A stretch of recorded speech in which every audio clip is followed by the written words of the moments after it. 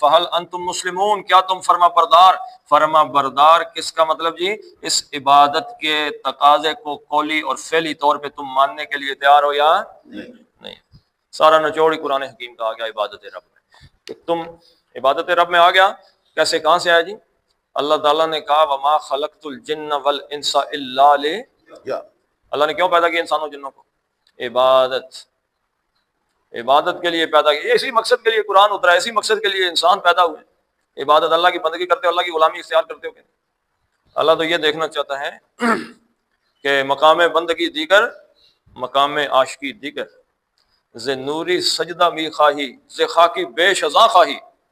اقبال نے کہا کہ یہ جو بندگی ہے نا، عبادت ہے، اس کا مقام اور ہے، مقام عاشقی دیگر، یہ جو عشق کا مقام ہے نا، انسان جس کے لیے پیدا کیا ہے، اس کا مقام اور ہے۔ ز نوری سجدہ می خواہی، اللہ یہ چاہتا ہے کہ نوری سجدہ کرے، ز خاکی بے شزاں